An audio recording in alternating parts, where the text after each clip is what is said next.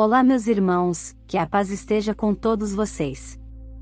Hoje, o Evangelho permite-nos contemplar a confusão que surgiu quanto à identidade e missão de Jesus Cristo. Quando nos pomos cara a cara com Jesus, há mal-entendidos e conjecturas acerca de quem Ele é, como se cumprem em Ele, ou não, as profecias do Antigo Testamento e sobre o que Ele fará. As suposições e os preconceitos conduzem à frustração e à ira. Isto sempre foi assim, a confusão à volta de Cristo e dos ensinamentos da Igreja desperta sempre controvérsia e divisões religiosas. O rebanho dispersa-se se as ovelhas não reconhecem o seu pastor. Ouçamos o Santo Evangelho. Pelo sinal da Santa Cruz, livra-nos, Senhor nosso Deus, de nossos inimigos. Em nome do Pai, do Filho e do Espírito Santo. Proclamação do Evangelho de Jesus Cristo segundo João. Glória a vós, Senhor. Naquele tempo, Jesus andava percorrendo a Galileia. Evitava andar pela Judéia, porque os judeus procuravam matá-lo. Entretanto, aproximava-se a festa judaica das tendas. Quando seus irmãos já tinham subido, então também ele subiu para a festa, não publicamente mas sim como que às escondidas. Alguns habitantes de Jerusalém disseram então: não é este a quem procuram matar? Eis que fala em público e nada lhe dizem. Será que, na verdade, as autoridades reconheceram que ele é o Messias? Mas este, nós sabemos donde é. O Cristo, quando vier, ninguém saberá donde é. Em alta voz, Jesus ensinava no templo, dizendo: vós me conheceis e sabeis de onde sou, eu não vim por mim mesmo, mas o que me enviou é fidedigno. A esse, não o conheceis, mas eu o conheço, porque venho da parte dele, e ele foi quem me enviou. Então, queriam prendê-lo, mas ninguém pôs a mão nele, porque ainda não tinha chegado a sua hora. Palavra da salvação. Glória a vós, Senhor. Há um tempo certo para cada coisa. Há um tempo certo para cada propósito debaixo do céu. É o que nos diz o livro do Eclesiastes. Então, por que esta ansiedade? Não é? Se existe um tempo certo para cada coisa, se existe um tempo certo para cada propósito debaixo do céu. Eu trago essa meditação hoje porque no Evangelho, diante de tantas lições que hoje nós poderíamos tirar à luz desta palavra, o último versículo nos diz o seguinte: queriam prender Jesus, mas ninguém pôs a mão nele. Por quê? Porque ainda não tinha chegado a sua hora. Esses homens queriam, os judeus, os fariseus, os mestres da lei, não é? Queriam prender Jesus, queriam matá-lo. E já vinham procurando fazer isso há algum tempo. Mas eles não conseguiam. Jesus passava no meio deles. Exatamente porque ainda não tinha chegado a sua hora. Há um desígnio de Deus. E Jesus vai dizer: ninguém tira a minha vida, eu a entrego. Na hora certa o Senhor entregará a sua vida. Há um tempo para cada coisa, ainda não tinha chegado a sua hora. É importante nós pararmos um instante e fazermos essa meditação porque andamos ansiosos demais. As coisas, né, são para ontem. Nós vamos vivendo nesse atropelo, na ansiedade. Mas a palavra de Deus nos diz: há um tempo certo para cada coisa. E não compete a nós apressar ou retardar, mas tudo acontecerá no tempo de Deus. Em outro momento nós já partilhávamos, isso não significa que nós adotaremos uma postura passiva, que nós estaremos de braços cruzados. Não, nós faremos tudo aquilo que o Senhor nos pede.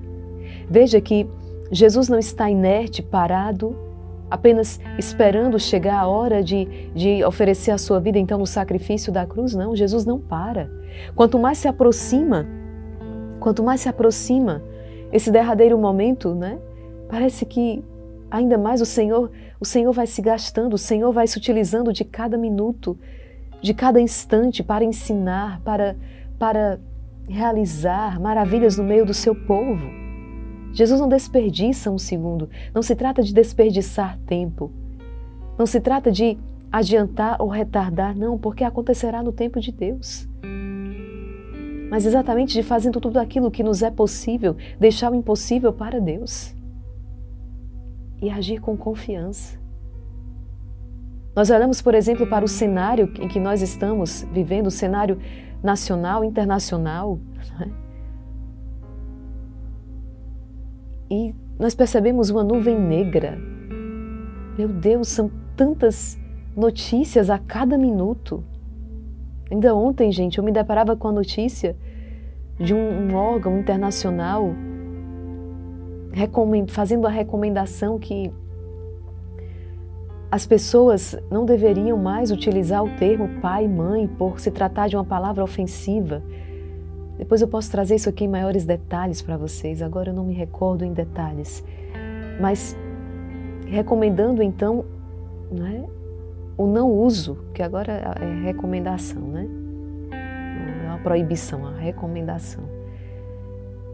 Então, recomendando o não uso da palavra pai e mãe, por serem palavras ofensivas.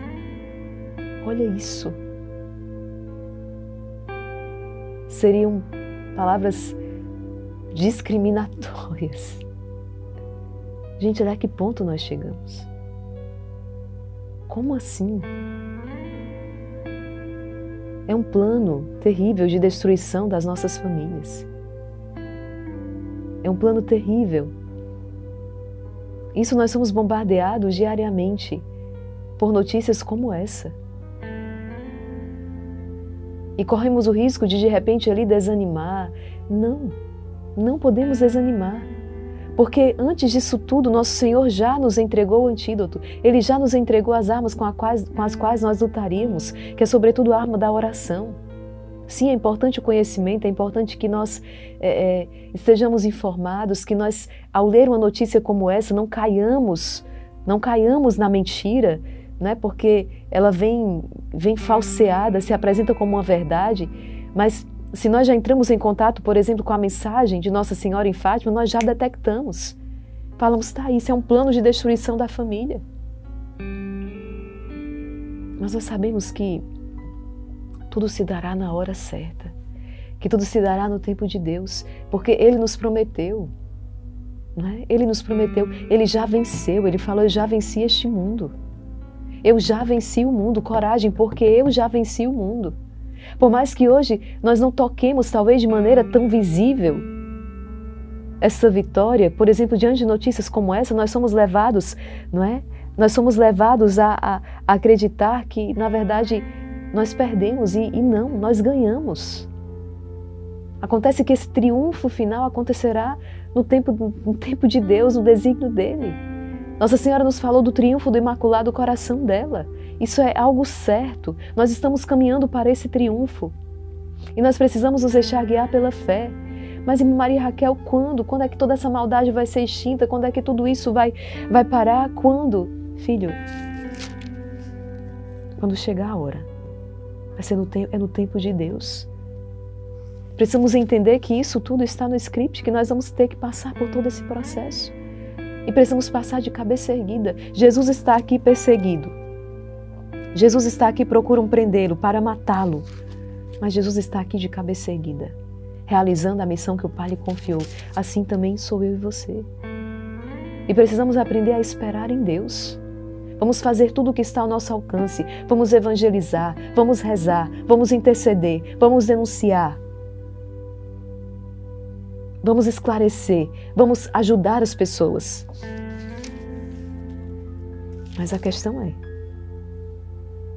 a nós o possível, a Ele o impossível. Ninguém tira a minha vida, né? Eu a entrego. Ninguém manipula Deus, ninguém zomba de Deus, ninguém dobra Deus, não. Tenha certeza que se Deus está permitindo que tudo isso aconteça, é porque Ele vai utilizar tudo isso para um bem muito maior. E Ele vai se utilizar de tudo isso, como Nossa Senhora disse no movimento sacerdotal mariano. Eu me utilizarei da aparente vitória de Satanás. para então decretar a sua derrota definitiva. É como aquela oração de São Bento, eu sempre me lembro, né? A cruz sagrada seja a minha luz, não seja o dragão meu guia, retira-te, Satanás, não me aconselhe coisas vãs, é mal que tu me oferece, bebe tu mesmo do teu veneno.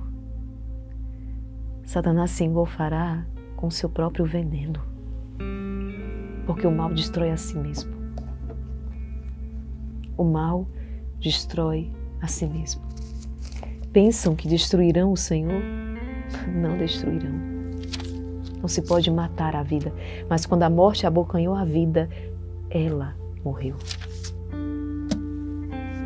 Entende? E você, nós não podemos perder a esperança. Você pode trazer essa realidade e essa meditação para aquilo que você já está vivendo dentro da sua casa.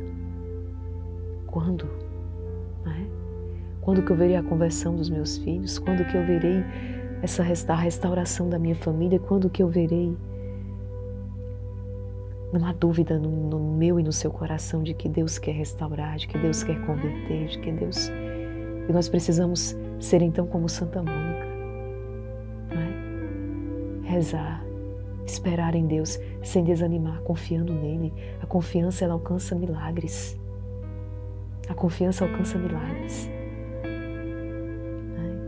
Se naquela casa alguém se decidiu pela oração, alguém se decidiu pela vida de sacrifício, alguém se decidiu pela vida sacramental, alguém se decidiu pela vida na graça, é apenas uma questão de tempo.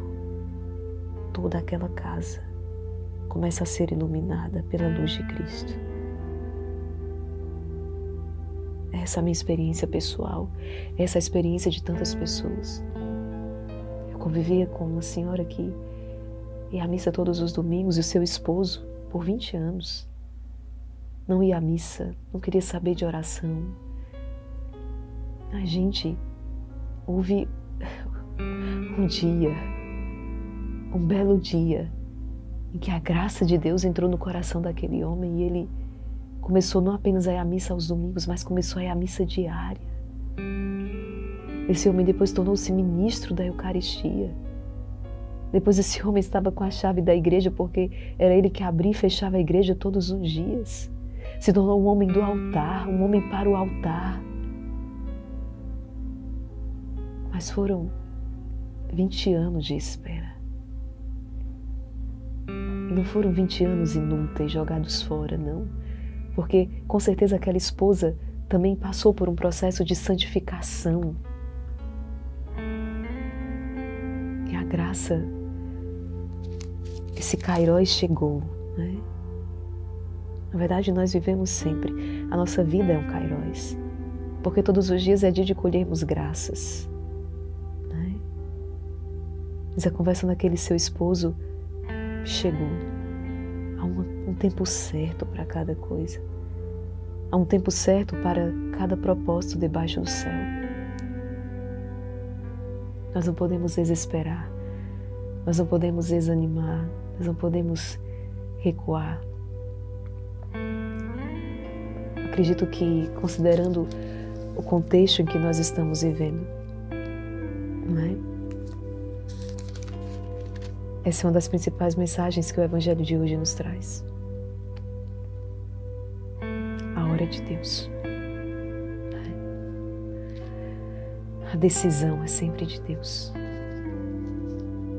Ontem, no Instagram, nas caixinhas, alguém